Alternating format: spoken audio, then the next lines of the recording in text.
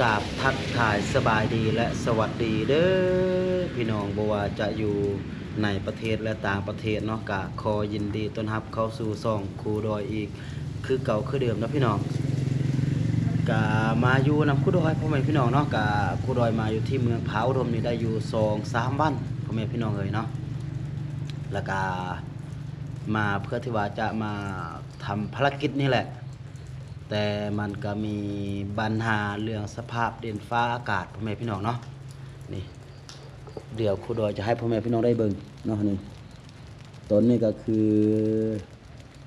ฝนยังตกอยู่พ่อแม่พี่น้องเลยตกได้อยู่2 มื้อนี้พ่อแม่พี่น้องเนาะก็คือตกหมดมือหมดคืนเลยนี่นี่เนาะบ่ได้ออกไปใส่เนาะเนื่องจากว่าครูดอยเดินทางละแม่นใส่นี่เนาะพ่อแม่พี่น้องก็คือใส่เป็นมอเตอร์ไซค์เนาะแล้วก็ถ้าว่าฝนตกก็คือมันจะลำบากหรือว่ามันจะยากในการเดินทางเนาะฉะนั้นก็คือฝนตกครูดอยก็เลยค่าอยู่ที่เฮือนของไอ้ฮักอยู่นี่พ่อแม่พี่น้องเอ้ยบ่ได้ออกไปใส่2 มื้อแล้วเนาะก็คือจุดประสงค์หลักๆที่ว่าครูดอยมาในเมืองพาครั้งนี้เนาะก็คือจะมาเทพื้นเฮือนให้กับครอบครัวของเอ้ยด้วงเนาะซึ่งว่าเป็นแม่ห้างลูก4ลูก5พ่อแม่พี่น้องเอ้ยเนาะแต่ว่าครูดอยมาเบิ่งทางเพราะว่าช่วงแล้วนี่ก็คือฝนตกตลอดนะรถขึ้นมาบ่ได้แล้วก็มันมีแดดอยู่ประมาณ4-5 มื้อหรือว่าอาทิตย์นึงนั่นแหละครูดอยก็คิดว่าทางมันน่าจะแห้งแล้วนะรถน่าจะขึ้นมาได้เนาะแล้วก็ครูดอยก็มาฮอดปุ๊บมาฮอดต้นแรกก็คือครูดอยว่าจะไปสร้างแฮไปสร้างทรายสร้างปูนมาแบบนี้นะพ่อแม่พี่น้องเนาะแต่ว่ามาฮอดต้นแรกก็คือฝนตกฮอดมื้อนี้เลยพ่อแม่พี่น้องเนาะก็คือเป็นฝนตกมันเป็นฝนตกลิ้นหรือว่าฝนสู้พ่อแม่พี่น้องเนาะก็คือมันบ่หยุดแต่ว่ามันตกค่อยๆแต่ว่ามันบ่หยุดก็คือตกหมดมือหมดคืนแบบนี้นะพ่อแม่พี่น้องเนาะขนาดครูดอยมาอยู่นี่คือจะออกไปซื้อของครบของกินแบบนี้ก็ยังลำบากนะเพราะว่ามันออกไปบ่ได้เนื่องจากว่าครูดอยใส่เป็นรถมอเตอร์ไซค์เนาะถ้าว่าออกไปก็ต้องตากฝนแบบนี้นะพ่อแม่พี่น้องเอ้ยเนาะก็ลำบากเลยออกไปใส่บ่ได้เนาะก็ในคลิปนี้เนาะครูดอยก็จะมาแจ้งหลักๆก็จะมีอยู่2 เรื่องนั่นแหละเนาะก็คือเรื่องที่1ก็คือการเทพื้นบ้านให้กับเอื้อยด้วมเนาะ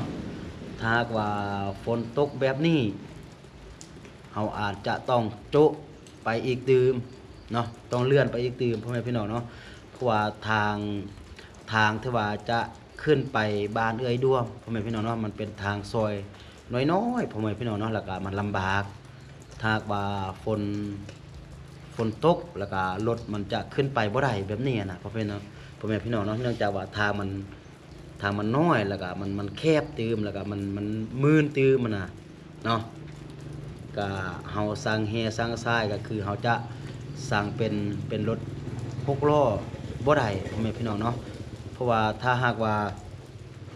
เฮาสร้างเป็นรถ6 ล้อนี่มันจะประหยัดงบเนาะพ่อแม่พี่น้องเพราะว่าถ้าหากว่าเฮาสร้างเป็นรถ6 ล้อหรือว่ารถดามเนาะมันจะถือคันหนึ่งอยู่ที่ประมาณ1.2 1.3 ล้านแบบนี้นะแต่ว่าทางมันน้อยก็คือรถ6 ล้อหรือว่ารถดามมันไปบ่ได้ฉะนั้นเราจะต้องได้สร้างเป็นรถน้อยเนาะเป็นรถฮุนไดเนาะเป็นรถน้อยซึ่งว่าถ้าเราสร้างเป็นรถดามนี่ก็คือรถดาม1 คันรถนี่มันจะเท่ากับรถน้อยรถฮุนไดนี่เป็นอยู่ 2-3 คันแบบนี้นะพ่อแม่พี่น้องเนาะแต่ว่าเขาจ่ายบัตรเดียวเป็น1.2 ล้านจบเลยนะพ่อแม่พี่น้องเนาะแต่บัดนี้ถ้าว่าเราสร้างเป็นรถน้อยบัดนี้ก็คือคันรถหนึงมันจะถึกอยู่8-9 แสนแบบนี้นะเนาะ8-9 แสนกีบนะแล้วบัดนี้เราก็ต้องจำเป็นเนาะแพงก็จำเป็นพ่อแม่พี่น้องเนาะถ้าว่ามันบ่พอเราก็สั่งเติมเป็นคันที่2แบบนี้นะถ้าว่ามันบ่พอเพราะมันจำเป็นเพราะว่ารถใหญ่มันขึ้นไปบ่ได้นะเนาะเราก็ต้องได้จุไปก่อนเพราะว่าฝนตกแบบนี้เนาะพ่อแม่พี่น้องเนาะครูดอยก็อยากเร่งมือสุดพ่อแม่พี่น้องเนาะเพราะว่ามันเริ่มจะเข้าหนาว แล้วก็อยากให้เอื้อยเพื่อนกับครอบครัวก็คือมีบ่อนนอนดีๆอะนะเนาะว่าบ่อนนอนก็คือพื้นบ้านของเอ้ยดวงเพื่อนมันปวดมันเพมันพังหมดแล้วอะนะพ่อแม่พี่น้องเอ้ยเนาะอยากซ่อมแซมหมดแต่ว่าเฮาก็บ่มีงบที่ว่าจะซ่อมแซมหมดอะนะเนาะก็มีพอแต่จะเทพื้นเฮาก็เทพื้นไปก่อนเนาะแล้วก็ตัวที่สองบ่นี่เนาะเรื่องตัวที่สองก็คือเป็นเรื่องของน้องบัวน้องบีพ่อแม่พี่น้องเนาะเดี๋ยวนี้ก็น้องแก้วกับน้องบัวน้องบีเนาะน้องแก้วกับลูกๆมาอยู่เฮือนที่ว่าผู้ใหญ่ใจบุญเพิ่นตั้งให้เดี๋ยวนี้มันก็เริ่มมีปัญหาแล้วบัดนี้นะเนาะก็บ่ได้เป็นปัญหากับพี่กับน้องก็บ่ได้เป็นปัญหาเรื่องดินเรื่องดอนพ่อแม่พี่น้องเอ้ยเนาะก็เป็นปัญหาเกี่ยวกับบ้านพ่อแม่พี่น้องเอ้ยเนาะ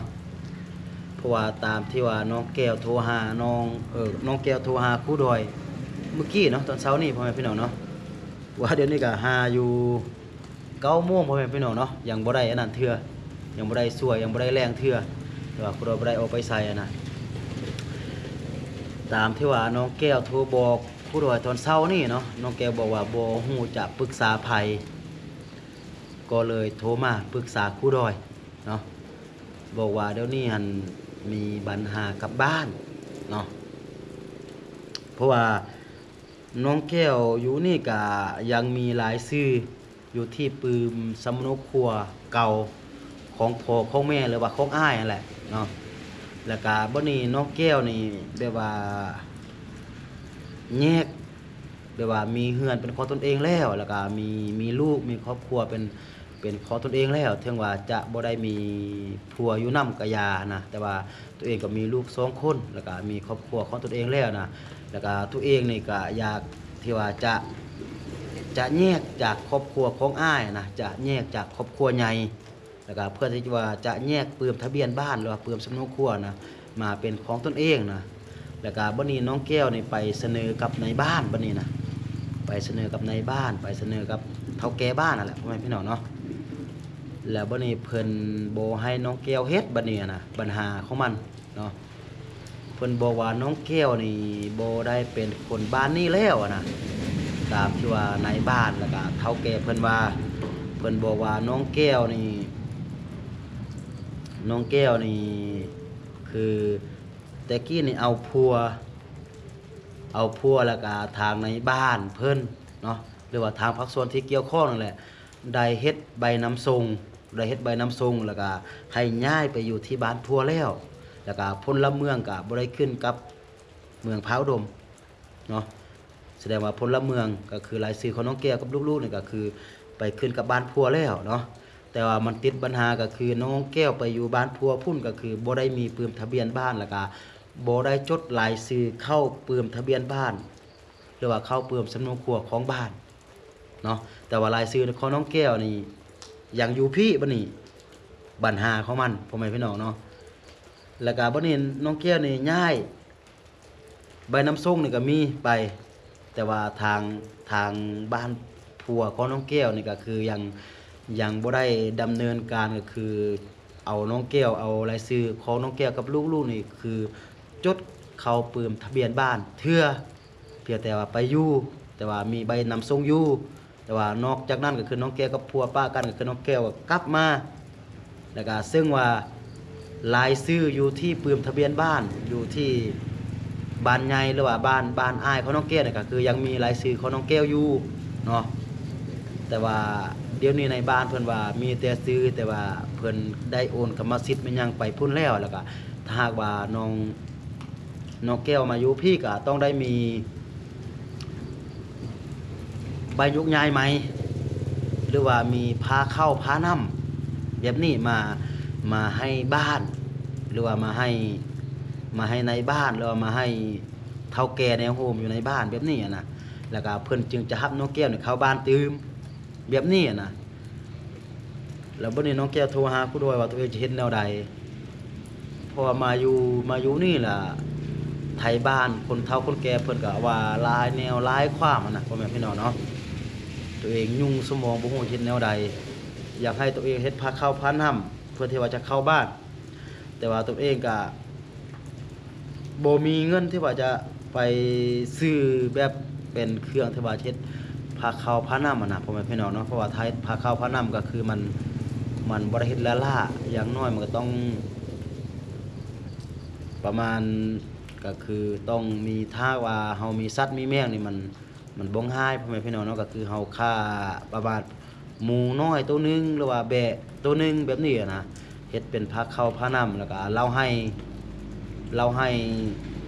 ให้หนึงตามน้องแก้วบอกอะนะถ้าบ่เป็นหมูก็เป็นแบะแล้วก็เราให้หนึงให้กับในบ้านกับคนเฒ่าคนแก่ที่อยู่ในบ้านอะนะพ่อแม่พี่น้องเนาะเป็นผ้าขาวผ้าน้ำที่ว่าจะรับน้องแก้วนี่เขาบ้านใหม่อะนะแบบนี้อะนะเนาะมันก็เลยเป็นปัญหาแบบนี้พ่อแม่พี่น้องเนาะเดี๋ยวนี้อะนะแต่ว่าตามที่ว่าครูดอยคิดเนาะก็คือบ้านนี่เป็นบ้านพ่อแม่ของน้องแก้วนะพ่อแม่พี่น้องเนาะถ้าว่าไปน้ำพัวแล้วก็ถ้าว่าไปอยู่น้ำพัวบ่ได้ก็คือกลับมามันก็อยากเป็นบ้านตนเองนะพ่อแม่พี่น้องเนาะแต่ว่าครูดอยก็บ่เข้าใจว่าเพิ่นคิดแนวใดเนาะเพราะว่าคนเฮามีพ่อมีแม่เนาะมีอ้ายมีน้องถ้าหากว่าเฮาไปทางหน้าถ้ามันบ่ได้เฮาก็กลับมาบ้านเฮาอะนะพ่อแม่พี่น้องเนาะแล้วบัดนี้ถ้าหากว่ากลับมาบ้านตัวเองสมมุติเป็นคนแปลกหน้าก็คือไทบ้านไทเมืองบ่ฮับตัวเองเข้าบ้านแล้วก็มันก็บ่อยากคักปานใดแหละพ่อแม่พี่น้องเนาะตามที่ว่าครูดอยคิดก็บ่ฮู้ว่าครูดอยออกมาว่าแบบนี้มันจะผิดพลาดแนวใดเนาะแต่ว่าตัวนี้มันก็เป็นแบบข่าวๆพ่อแม่พี่น้องเอ้ยเนาะรายละเอียดครูดอยก็ยังบ่ได้ฮู้ชัดเจนเทื่อเนาะเพราะว่าตัวนี้ก็เป็นตามที่ว่าน้องแก้วได้ลงให้ครูดอยได้ฟังเนาะถ้าว่าครูดอยเว้าผิดพลาดประการใดก็ต้องกราบขอโทษขออภัยนะก็ครูดอยอยู่นี่พ่อแม่พี่น้องเนาะก็คือมันอยู่หมอแคมทางพ่อแม่พี่น้องเอ้ยถ้าหากว่ามันมีเสียงนั่นรบกวนเนาะก็คือรถกายไปกายมาพ่อแม่พี่น้องเอ้ยเนาะเพราะว่าครูดอยบ่ได้มีไมค์มันก็เลยนั่นน้อยหนึงเนาะก็ต้องกราบขอโทษขออภัยอีกเทื่อนึงเนาะคิดว่ามื้อนี้ก็เป็นอีกมื้อนึงพ่อแม่พี่น้องเนาะครูดอยน่าจะบ่ได้ออกไปไสเพราะว่าถ้าฝนตกแบบนี้ก็คือออกไปไสบ่ได้พ่อแม่พี่น้องเอ้ยก็จะอยู่แต่เฮือนนี่แหละเนาะก็ปล่อยเวลาผ่านไป2วันละล่ะโดยที่ว่าบ่ได้เฮ็ดหยังพ่อแม่พี่น้องเอ้ยเนาะภารกิจก็บ่ได้ไปเพราะว่าฝนมันตกก็เลยคาพ่อแม่พี่น้องเอ้ยเนาะบ่ฮู้ว่ามันจะตกไปฮอดมื้อใดเนาะช่วงนี้ครูดอยก็แฮงบ่อยากไปเที่ยวทางตื่มพ่อแม่พี่น้องเอ้ยเนาะเพราะว่ารถของครูดอยนี่ไปแลนเอกสารมันบ่ได้พ่อแม่พี่น้องเอ้ยเนาะแล้วก็ช่วงนี้มันก็มอที่ว่าจะฮอดวันศาสตร์ตื่มหั่นน่ะเนาะแล้วก็ทางเจ้าหน้าที่หรือว่าทางตำรวจเพิ่นก็ได้ลงพื้นที่อะนะเพิ่นก็ไปตั้งด่านแต่ละบ่อนะแล้วก็เพิ่นกวดหลายพ่อแม่พี่น้องเอ้ยช่วงนี้เพราะว่ามันมอที่ว่ามันจะฮอดวันศาสตร์พ่อแม่พี่น้องเอ้ยเนาะตำรวจเพิ่นลงทางหลายแล้วก็ผู้ใดก็บ่อยากเที่ยวทางหลายนะช่วงนี้อะนะเนาะก็เฮ็ดมันยากก็ลำบากพ่อแม่พี่น้องช่วงนี้อะนะเนาะบ่ว่าจะเป็นสภาพอากาศและบ่ว่าจะเป็นเรื่องถนนหนทางเรื่องรถเนาะ ก็จะพยายามทำหน้าที่ตัวเองให้ดีที่สุดนั่นแหละพ่อแม่พี่น้องเนาะก็จะทำเท่าที่ว่าทำได้นั่นแหละเนาะให้สมกับที่ว่าบรรดาพ่อแม่พี่น้องผู้ใหญ่ใจบุญไว้วางใจให้ครูดอยเฮ็ดเป็นสะพานบุญเนาะก็สุดท้ายก็บ่มีหยังเนาะก็มีแต่คำขอบใจเนาะกับผู้ใหญ่ใจบุญโอ้ทุกคนเนาะที่ว่าไว้ใจเป็นกำลังใจแล้วก็ไว้ใจให้ครูดอยเป็นสะพานบุญให้ในการไปช่วยเหลือสังคมแบบนี้เนาะก็ต้องขอบใจหลายๆแต่ว่าไว้ใจครูดอยนะพ่อแม่พี่น้องเนาะอ่าโธ่ฝนบ่ฮู้ว่ามันจะตกฮอดมื้อใดพ่อแม่พี่น้องเอ้ยเนาะโอเคสำหรับคลิปนี้ก็จะประมาณนี้ก่อนเนาะก็มีแต่อยากมาแจ้งให้กับบรรดาพ่อแม่พี่น้องได้ฮู้เนาะก็หลักๆเอามีอยู่2อย่างคือครูดอยได้แจ้งนั่นแหละเนาะก็ถ้าว่ามันจำเป็นเราก็ต้องได้เลื่อนนั่นแหละเพราะว่าถ้าฝนตกแบบนี้ก็คือรถคนแห่คนทรายมันไปบ่ได้พ่อแม่พี่น้องเอ้ยเนาะมันขึ้นไปบ่ได้ทางมันแคบทางมันมืดเนาะก็โอเคพ่อแม่พี่น้องเนาะสำหรับคลิปนี้ครูดอยก็จะประมาณนี้ก่อนเนาะสุดท้ายนี่เนาะครูดอยก็ขอให้พรให้หมดทุกคนที่ว่าเข้ามาเบิ่งคลิปนี้เนาะจงอยู่ดีมีแฮงอยู่ดีมีสุขเนาะคิดสิ่งใดปรารถนาสิ่งใดก็ขอให้สมดังใจปรารถนาสำหรับคลิปนี้ครูดอยต้องขอตัวลาไปก่อนเนาะ สบายดี